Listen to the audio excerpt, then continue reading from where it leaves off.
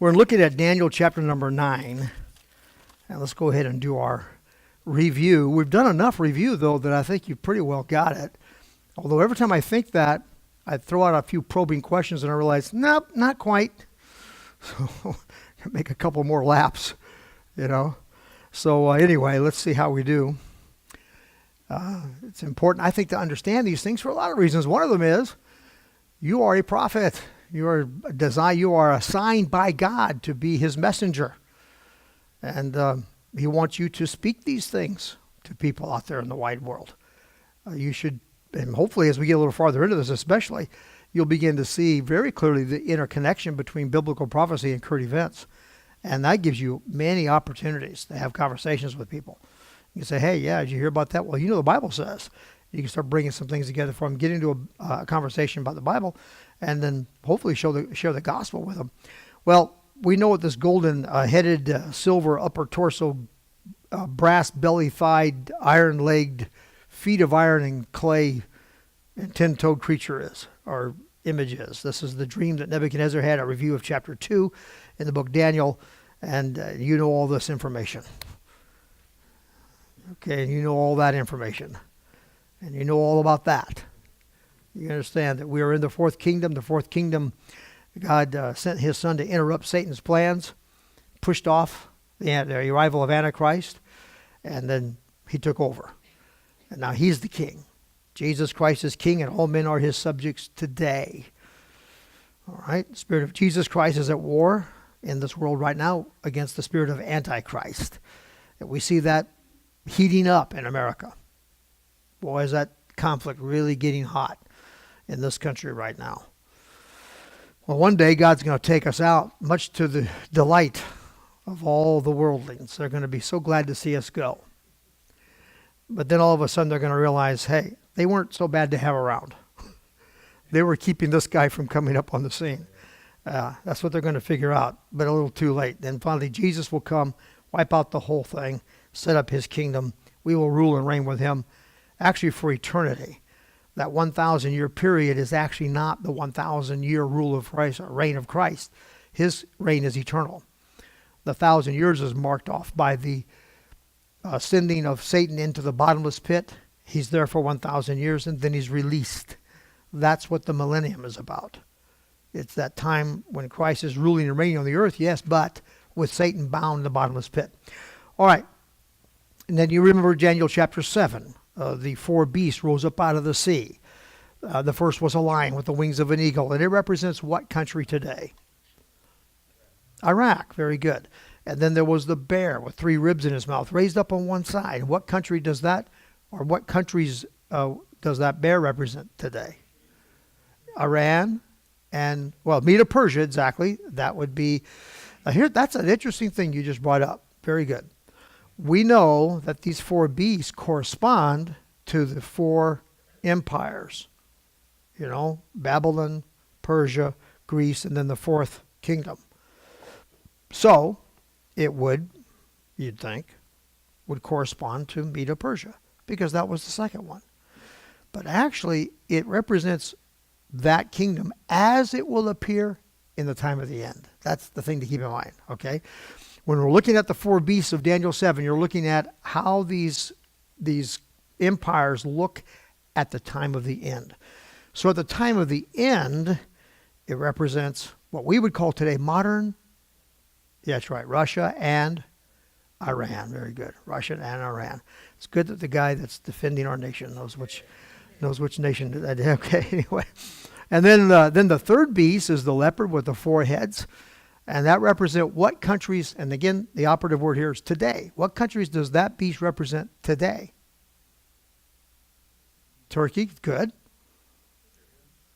Well, probably not, but maybe. Egypt would be included in there. Thank you. Yes, very good. Most people miss that one. Well, it does correspond to the third part of a third segment of Nebuchadnezzar's dream image, so it's got to at least include Greece. So it's Greece, and then start in your mind moving, eastward in your geography. When you go from Greece, moving east, you come to Turkey. Now we're going to go east and kind of northeast. Or southeast, I said. But Lebanon is right. Amen. Southeast. He knew which way to go even when I didn't. All right, so southeast. And then you come on, that would be Lebanon and Syria. And then we include Egypt, okay? So those are the four heads of this third creature. Then there's this mysterious fourth beast, which by all accounts represents the Western powers. Now, there are a lot of reasons for that we will go into some more later on. I'm saving what time I have now to go into what's going on with Trump and the intersection between what he's up to and what's going on in the Middle East in terms of prophetic things. But during this fourth kingdom, it's a mysterious thing. It isn't named. Most folks call the fourth kingdom what empire? The which empire? Roman Empire. Very good. Okay, I don't know if that's good lip reading or just you know your stuff. He knows. Okay. So the Roman Empire is how most people identify the fourth kingdom, but biblically it's not called Rome. There are some indications of a relationship between this and Rome, though. And that comes up in Revelation. In the book of Revelation, when we're looking at chapter 17 particularly, we know that the woman that rides the scarlet-colored beast, we know that woman is Rome. She represents Rome. And she's, when we talk about the woman representing a city, by extension, of course, the religion of that political organization. That's usually how it works in the Bible. So this woman represents the political system of Rome. And the political system and the religious system, the religio-political. There's a neat word. The religious combined political, the religious / political system of Rome, we understand it today to be the Roman Catholic Church. In fact, the city of Rome is its own country. Did you know that? Rome is in the country we call Italy, but it's actually its own country. It's not governed under Italy. It's governed under the Pope. See? The Vatican. Yes, that's right. Yeah. Okay, so yeah, that little, then the seven hills of Rome are mentioned specifically in the book of Revelation, chapter 17. And they are on which, they are the mountains or the hills on which the woman sitteth.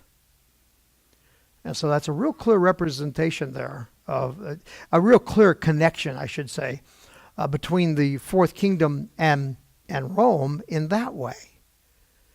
But not as though the fourth kingdom is itself Rome or the Roman Empire. In fact, none of these beasts represent the empires as they originally appeared in history. The lion doesn't represent Babylon per se. It represents Babylon as it will appear in the last days. See? And in the last days, that would be Iraq. Or in these days anyway, it would be Iraq. Likewise, the bear. It doesn't represent Medo-Persia, but it does represent the second kingdom as it will appear in the last days. And so that area would be Russia and Iran today. And very likely China is included in that. The three ribs. The four heads, as we've already pointed out, Greece, Turkey, Lebanon, Syria, and then Egypt. And then this fourth one, though. We can't name countries, can we? It's kind of tricky. A lot of people for many years said it was the common market. All right? Remember that? But they had a special name for it, and I forgot what it is now. But they would watch this alignment of 10 nations that had an economic agreement.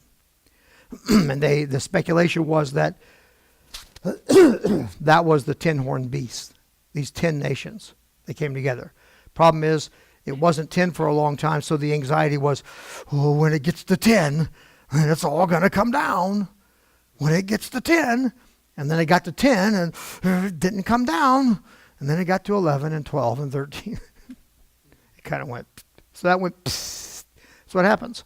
So many times with these theories. So you have to be careful with that when we're interpreting these prophecies. It hasn't appeared yet is the point.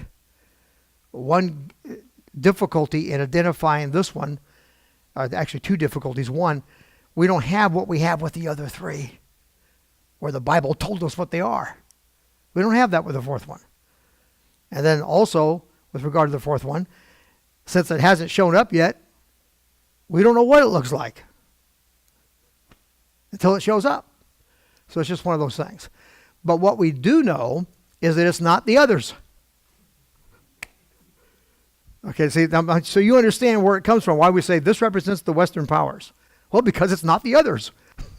You see what I mean? And that's reasonable. It's not the others. So it's not the leopard with the four heads, therefore it's not that. Greece, Turkey, Lebanon, Syria, Egypt. It's not the bear, so it's not Iran, Russia, China. It's not the lion, so it's not Iraq and all that. So why can't it be Pakistan? Saudi Arabia? It gets a little funny here. We don't know. So we just assume that since the power base in the time of the fourth kingdom has been in the Western hemisphere, all right, that lends to the conclusion that this fourth beast is representative of the Western powers. But just so you know the honest truth of it, there it is. That's why we conclude that. Amen? So, it's kind of a wait and see thing. Let's see how this develops. Because it can be a combination of kings from all over the place. They get together and form a kind of an alliance where they decide to come together and police the rest of the world. All right. But anyway, enough of that. That's the something new I'm going to throw in there in every review. Little horn is going to appear during the time of the fourth kingdom, after the fourth kingdom has been around a while. That's the indication of the prophecy. In other words, the prophecy does not say the 10 horns show up, boom, little horn appears. No, the 10 horns show up, form their alliance, whatever it is, and they rampage around the earth, stomping everything under its power. I don't know how long that's going to take. If they have a lot of stealth bombers, maybe not long. Hard. But, that's going to be some time, though. Okay, at least a year. I don't know how long, but for some time. And then little horn's going to come up. And the scenario that emerges is one where you've got, Babylon rebuilt with Iraq and the wings plucked and the heart of a man. It's risen up on its hind feet now. And it's kind of taken its place on the world stage as a phenomenon, as an amazing thing, as a lion that has been transformed with the heart of a man. And so that is indicative. I mean, if you take other Bible prophecies together with this, that suggests that we're going to be at that time when Iraq will have rebuilt Babylon, and Babylon will have become the center of world commerce, Revelation 18. And it's going to, like you've heard me say it before, if you're able to buy some land in or around Babylon, might not be a bad investment in terms of its investments as they go. If the money's going to be worth anything for you. But anyway, but my point there is that's going to happen. And then behind that's going to come this other development, Iran and Russia bonded together. Now they're already very tight. They're very tight, very close. Have been throughout all history. But that's going to be kind of a revival sort of thing. They're going to get back together strong. And there's going to be three countries involved, represented by the three ribs. So we think it's very likely China, for some more reasons we'll get into. But it's interesting to our discussion this morning, so I want to make your mind aware of that this bear is a symbol of a development where after the lion has taken its place and it's been transformed and all this, then this bear is going to rise up with three ribs in its mouth. So it's been doing some eating. Okay? It's been doing some eating here. It's got ribs in its mouth. And then following that development will be these eastern powers, beginning with Greece, moving eastward, Turkey, Lebanon, Syria, and all that. And then this fourth beast. Now we know that that little horn comes from one of the horns of Greece that was broken, Alexander broken. 4 horns came up in its place. From one of those horns, little horn comes. Well, those 4 horns are represented in the 4 heads of this third beast. Same countries. So from one of those countries, little horn will come. We think he comes from Lebanon. He's called the Assyrian. And we know that there was a guy in Lebanon named Tyre who called himself God. And you heard me mention this last time. A lot of people called themselves God back then. Everybody was running around calling themselves a god. Every king was a god. So what was so unique about this one? What brings our attention to it? And the whole theme of prophetic scripture centers on 2 main personalities in conflict. Jesus Christ and the Antichrist. So we think that this guy in Lebanon is a representation, a kind of foreshadowing of the coming man of sin. And I think he's going to come from Lebanon. I'm not going to, prophesy that. I'm going to say from scripture study, it looks to me like I would expect him to be coming from Lebanon. I know he'll be an Assyrian. That I know. And I think he'll be a Syrian that comes out of Lebanon. But anyway, and here's what I think is going to happen. This fourth beast is going to start stomping on everything all over. Boom. And this little guy, this politician, is going to make moves that will allow him to come on to the fourth kingdom 10-horned conference table and somehow, by some means, get 3 of them on his side. Take out 3 of them. Or, in other words, I think what's going to happen is this guy's going to bring that fourth kingdom under control. The fourth kingdom will be stomping on everybody. Then this guy will succeed at bringing that fourth kingdom under control. It can be, as many people predict, by overtures of peace. He comes up with a plan. The fourth kingdom likes it because the fourth kingdom is doing all this because they're trying to establish a kind of Pax Fourth Kingorama. Whatever. The Pax Americana, the Pax Romana. Anyway, he's trying to establish. I think the fourth kingdom, I think what it's doing is it's going around, just putting down all the jihad heads everywhere and whatever. Something like that. Of course, I think that's going to happen sooner, but anyway. And enforcing a peace upon the earth. Well, this guy's going to come up with a plan that people will agree to, we think. And by peace, he'll destroy many. So many think he'll wind up getting invited to sit on the 10-horn committee and to take his place of power and influence there on that kingdom by overtures of peace. Others think he'll attack the fourth beast. They think his little army over there, his inconspicuous little army, is going to attack 3 of the kings of the fourth kingdom and overcome them. And in that way, subdue them, bring them under his power, and in that way become, the ruler of the fourth kingdom. And by virtue of that, being almost de facto the ruler of the world. I think it might be a combination of both of those things, but what's going to happen once he gets this power, he's going to shoot off his big mouth. As you know, he's going to get burnt up. The kingdom will. The fourth kingdom, he won't, but the fourth kingdom will get destroyed. At that time, the other 3 will be allowed to continue for a season. The little horn, however, will continue on. A beast is going to rise out of the bottomless pit at that time. I call it the scarlet-colored beast. It's described in Revelation 17. And that beast will join with that man.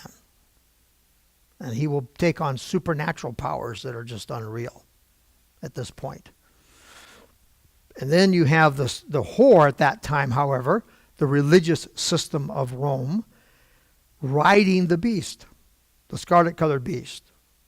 Now, this beast has 7 heads and 10 horns. That means she's got it all under her control. So now, the whore of Rome has risen to such power, she will be in ascendancy, and she will rule. She'll hold the golden cup in her hand. That's the cup of Babylon. That represents Babylon.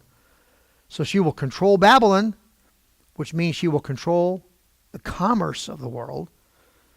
She'll have the reins of the fourth beast, of the scarlet colored beast, which means she'll have all of the kingdoms of the world under her power. And she's going to think she's arrived. It won't last a very long time. It is interesting that in Revelation, the scarlet colored beast isn't given a definitive period of time. The composite beast of Revelation 13, we're told 3.5 years. That's all it gets. This beast, we're not told how long. That suggests this develops before that last week begins that we're talking about in our study right now. The 70th week of Daniel's 70 weeks prophecy.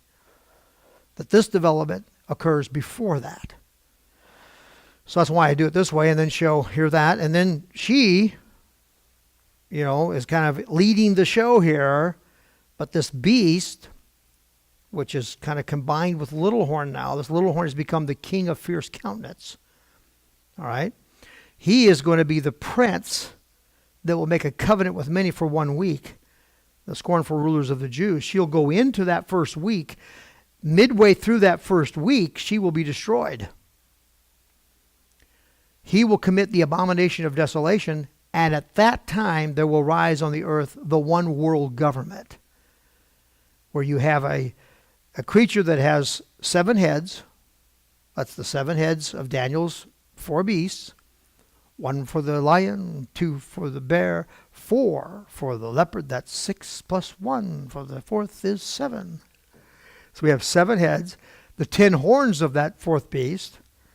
We have the body of a leopard, and we have the feet of a bear. So we have it all come together as one creature. No longer separate creatures, but as one animal. And that's the one world government we've all been concerned about, and that the spirit of Antichrist is constantly working toward. The spirit of Jesus Christ is constantly resisting. Okay, right now. All right? So that's what's going on there. Then Jesus Christ will come, and he'll destroy that whole mess. Okay, yeah, amen. Looking forward to that day. By the way, we'll be riding back with him. Yes, sirree. I think that was the place I was going to go into this. I kind of messed up. Yeah. I didn't want to do this review here. I was going to take the screen out, and I forgot to. Oh, no, here's this. Okay, we're good. All right. So now let's take a look at this whole scenario we just laid out, and let's start looking at what's going on in the world right now. I'm really afraid to try. I have a... Let me ask you a question. I found a video that shows our strike force moving into the Gulf with all these bombers flying around and stuff. Would you like to see that? Okay. I thought maybe you might like to see that. But let me do this first and then we'll go over there. The lion you see here on the screen, that represents Iraq. You probably have different opinions about whether or not we should have gone into Iraq. I know people do. And I often try to help people understand these things. There are 3 levels of all of these events. On one level, you've got the human level. Man. And when you look at that and the motivations involved there, you see a mess. There are usually all kinds of different agendas being played out. I mean, World War II, plastics came into their own, and one guy made millions and millions of dollars selling plastic hoods for the airplanes. As he was like really benefiting from the war. And so some people thought that guy was just egging the war on because he wanted to sell a lot of plastic. Well, maybe he did. I don't know. I never met the individual. I wouldn't be able to judge his motives, but I guess the people who sold bullets in those days were doing pretty well. You see what I mean? So maybe somebody in the bullet selling industry was like, boy, this war's been good for us. Could be. I don't know if that same person would say, let's get a war going so I can sell some bullets. I don't know about that. Maybe. That's a possibility. Maybe people who sold airplanes or who sold, I don't know. But it's certainly reasonable to suspect, human nature being what it is, that there was some nefarious undercurrents of those sorts of things behind the scenes, manipulating, lobbying this guy, get this. Yeah, that's the human side to this thing. There's always going to be that. At the same time, there were some people there who were very concerned about what was going on in Germany and very concerned about what was happening to human rights. There was that too, okay? Can we allow for that? There was that too. There were some people who really didn't like what Hitler was doing and really were concerned that this could be a problem for us in the future. So there's that too. So when you look at the human level of this thing, you got all these different things going on.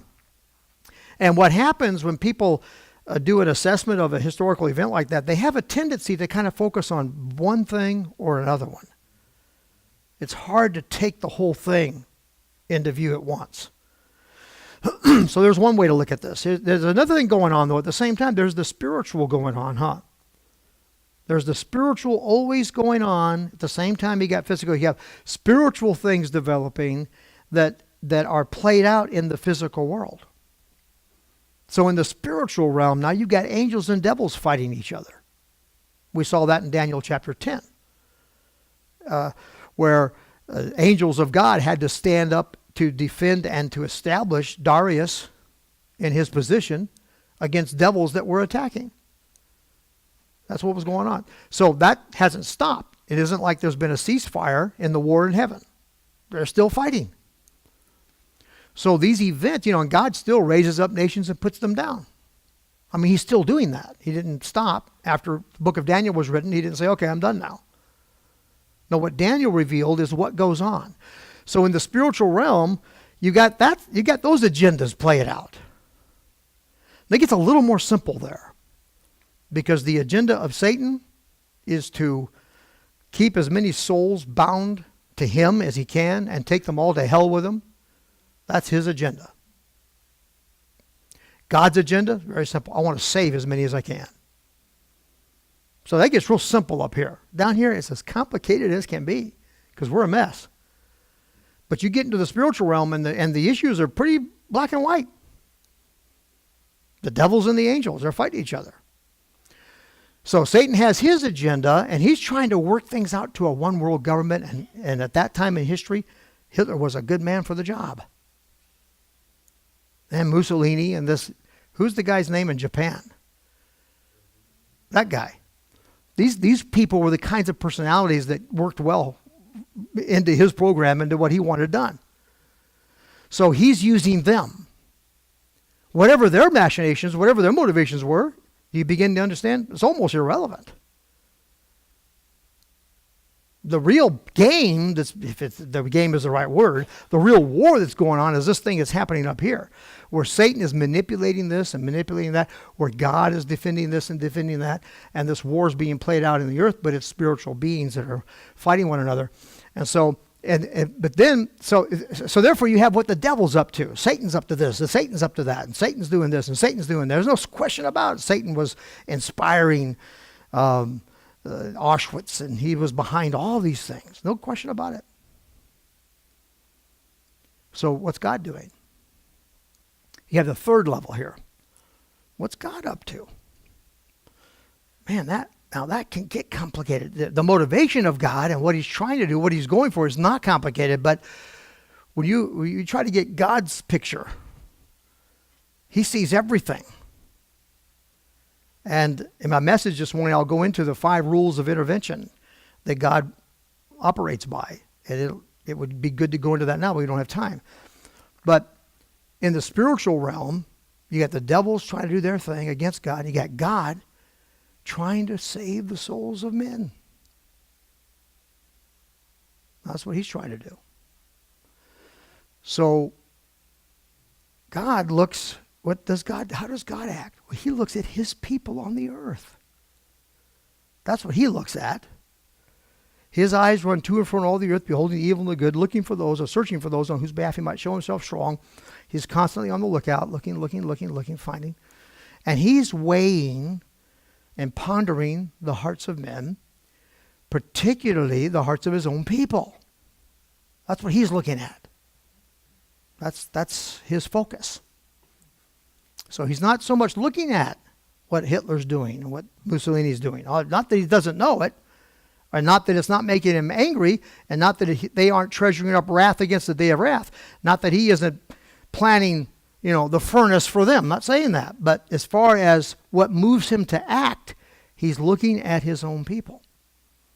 And there can be some things that get in his way, and we'll talk about that in the morning message, so I won't go there right now. But that's what's going on. So you have those three things to look at. 2 Samuel chapter 24 is a great read to see this at play, where men have their motivations, Satan's got his agenda, and yet God has his agenda. All played out in the story of when David numbered the people and brought a plague upon the land and this sort of thing.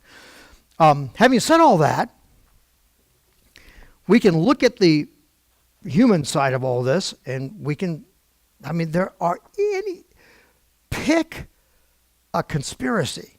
You're probably right. Pick one. You're probably right. Human nature being what it is, that's going on. Soros says, yeah, no doubt. No doubt about it. And that doesn't mean I'm not going to I'm not going here. I'm not going to go to the place where I say, and so it doesn't matter. No, it does matter. And we should fight against all that stuff. Okay. But what's the devil up to right now? We know he's trying to push the world toward a one world government. What's God up to right now? God, by his Spirit in us, is resisting that. So we're here to stop that from happening. Satan, the Antichrist spirit, is constantly working to bring the world under one world ruler. The Spirit of Jesus Christ is constantly saying, no, Jesus is the king. No, Jesus is the king. Turn your heart to Jesus. That's what we're saying.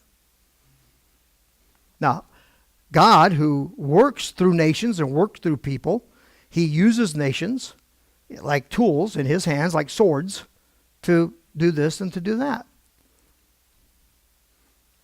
But it falls down on what's going on in the heart of God's own people. Okay, so now let's look at this thing from another level. Here's what's going on. The U.S. deploys bombers in the Middle East as a show of unrelenting force against Iran threats, says Bolton.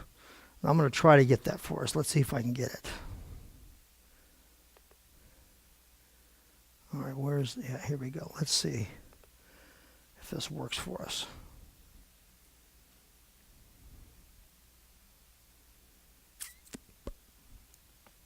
Okay, so far so good. If I can load this thing, strong enough. Should have a strong enough internet. It looks like I'm not going to have a strong enough internet connection. Oh, what? Well, that's not what we want. What happened here? It's an ad, yeah. I'm glad I didn't have the volume on. Okay, here we go.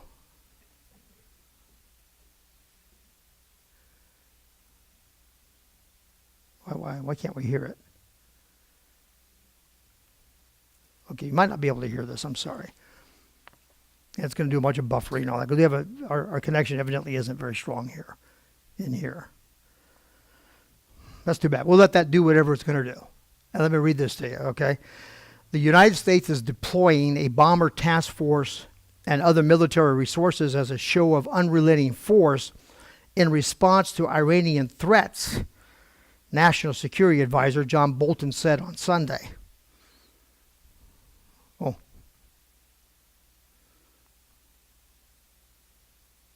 Yeah, I still can't hear it. Okay.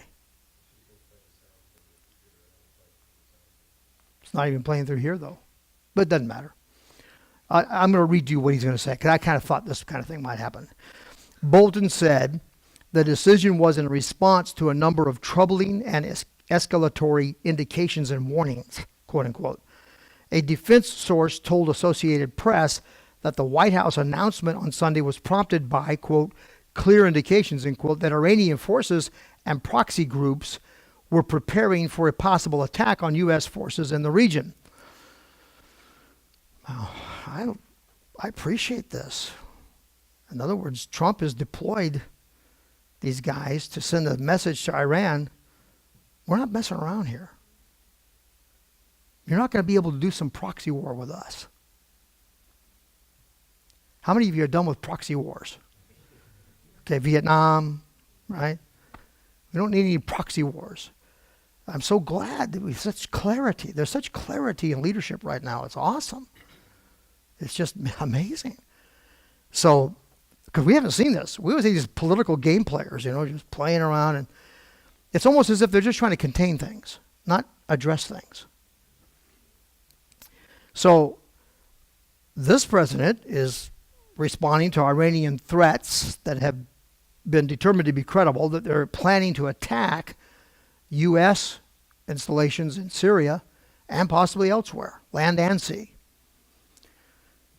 So the U.S. is deploying a bomber task force and other military resources as a show of unrelenting force in response to Iranian threats, National Security Advisor John Bolton said Sunday.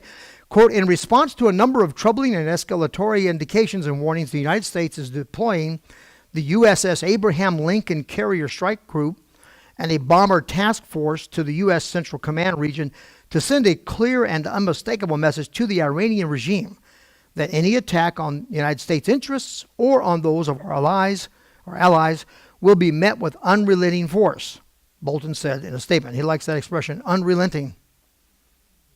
I like it too. I'm not sure how well it works in terms of writing clarity, but unrelenting, I like it. Unrelenting force. Okay. The United States is not seeking war with the Iranian regime, but we are fully prepared to respond to any attack, whether by proxy, the Islamic Revolutionary Guard Corps, or regular Iranian forces. There you go. We're not going to play some little dance around game. Well, it was some group over here and we're not sure and blah, blah, blah, blah, blah. No, if anybody attacks us that's connected to Iran, boom. That's the way it needs to be done. I appreciate that kind of clarity, that kind of, see this guy's talking, well, we can't hear him anyway. Tensions remain. What's this? I think we're done. Yeah, we're in St. Jude's Hospital now, so let's go back to this. All right, my blabbering took longer than I expected it to. The United States is not seeking war with the Iranian regime, but we are fully prepared to respond to any attack, whether by proxy, the Islamic Revolutionary Guard. I read that. Tensions remain high, this is interesting, between Iran and the U.S. after a series of retaliatory measures. Earlier this month, the Trump administration designated Iran's elite Revolutionary Guards as a terrorist organization. Whew. Have we come a long way from the Obama years or what? Good night. I mean, from giving them billions and doing whatever we can to help them get nuked up so they can, follow through with their threats to blow Israel off the map, to this. Whew. You don't see God in that? See, God is in this. This is what I want you to kind of get hold of here. I'm going through all the things Trump ever said in his life that makes people believe he's a racist on my radio show. As I'm going through this, none of them make out that he's a racist, but he does say a lot of really hard to take. It's like, right? He's worse than me. I'm pretty bad, but he's not racist. My point there is God uses, unusual people, right? You wouldn't expect, I never expected this from Trump, but look what God is doing. And you're going to see it more clearly too when we tie this into the prophecies here. So Trump designates basically the army of Iran as a terrorist organization. That's amazing. Of course, they come back with, yeah, you're a terrorist organization. That's typical, right? But they talk like that all the time. So it's like, it doesn't really mean anything. They're always going, Americans. They're always doing that, right? So when they do something like that, it's like, yeah. But for America to designate the army of Iran, the Revolutionary Guards, the elite army of Iran, as a terrorist organization, that has implications that are profound. Now get a load of this. The Trump administration has also said it would end sanctions waivers. Whoa. Some of you wonder, what's that about? Well, we've reimposed sanctions upon Iran after we pulled out of that stupid nuclear deal. We've reimposed sanctions upon Iran, but there were some waivers. We didn't consider it an affront to us if China bought oil from Iran. We didn't consider it an affront to us if Japan bought oil from Iran or India. I think it's Turkey's on that list too. It is. And South Korea. South Korea is a friend. Well, Japan's a friend. Turkey's nobody's friend. But anyway, there were these sanctions. Trump has removed the sanctions. You know what Trump is saying? We will consider it a personal affront if China buys oil from Iran. Whoa. This is huge. Trump has decided on a zero net export goal with Iran and oil. His goal is to put Iran in an absolute straitjacket. So they can't even sell their oil. That's how they get the money they use to do all this stuff they're doing. So what right does he have to do stuff like this? Well, Iran said they were going to attack us. Oops. That was a mistake. I mean, at some point, right, you get up every day and you go to the bus stop, and every day there's the guy there that's choosing you on. Come on, Scheidbach. Come on. I want to fight. Push. This happened to me. And I'm like, no, I ain't going to fight you. Every day. One day, I went to the bus stop in a different kind of mood. That's what happened. And we just had World War III right there at the bus stop. Everybody's gathered around, all the neighbors come. I don't know, whenever I got into a fight in my town, the whole neighborhood came out to watch. I don't know why. I mean, that's a little bit of exaggeration, but not a lot. At some point, these people understand, at some point, America's going to say, look, enough of this. Done. And we finally got a president who will say, done. I'm not putting up with this on and on and on. These threats. They're going to live under threat all the time. So he's just said, no, we're not going there.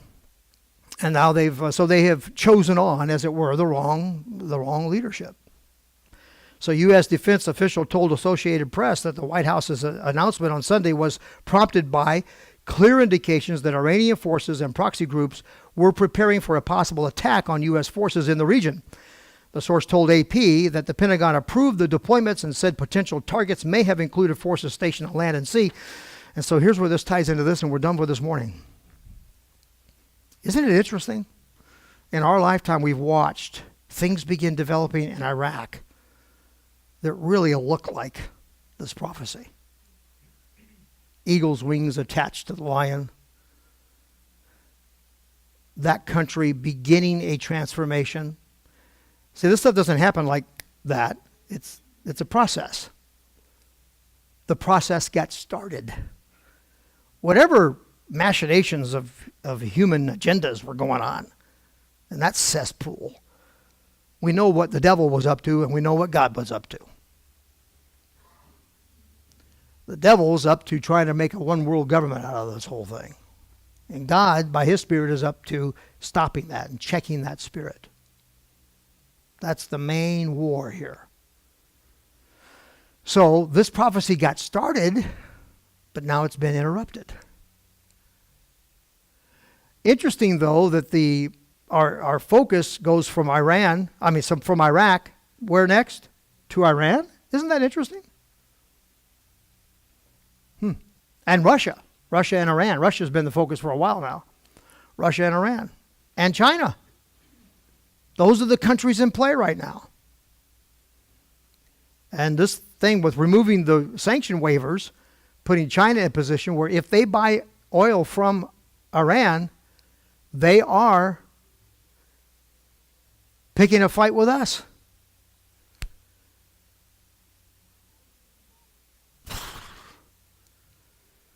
We live in some strange times, you know. This is amazing. So the next thing we're going to see developing are things going on in Greece and Turkey and those guys coming together. Watch. Just watch for it. Well, there's rumblings start developing. It's already been going on for a while. The common market, you know, the Eastern, the euro, the plan to connect all of Europe under one currency. That's been going on for a while. It isn't quite like this, but we're going to see this develop more and more and more. And then finally, things are going to get in such a mess that this fourth kingdom power is going to come forward and start developing. And, well, it's going to be a mess, so we're on our way. But we can see, here's what we know is going to happen. We know that at some point, there's going to be a kind of faux peace that'll spread out across the Middle East, allowing religious freedom. There's only one way that can happen, and that is if Islamic jihad-headed scourge of the earth gets suppressed. It's the only way that can happen. The only way that can happen, the only way the gospel can be preached to every nation all over the world in our generation is for something to happen that causes those countries to collapse, to be unable or no longer willing to stop the gospel from being preached. It could be a major uprising of Christians in China who just come out all at once and start preaching, putting China in a position where the only way to stop it would be wholesale slaughter that would provoke the intervention of a country like America. Or, there could be several different scenarios, but I'm telling you, that's what's going to happen. And when I'm watching stuff like this, and like I've told you before, God has a sword. The nation that's under God is his sword. So if this country gets revived and starts doing what's right, God will use that sword to execute wrath against evildoers, and he will. Where the Spirit of the Lord prevails, there's liberty. And liberty will rise up in the land. So it's a complicated thing. I have no more time to go into further than to say, see you next week. Let's stand together. Father, thank you for this time we've had in your word. I pray and as we move forward, Lord God, I'll be bringing more and more insights that you've given us into current events and how they correspond with prophecy. Father, help us to be ready to give an answer, Lord, to be ready to speak your word and to warn others around us of what's coming. In Jesus' name we pray, amen.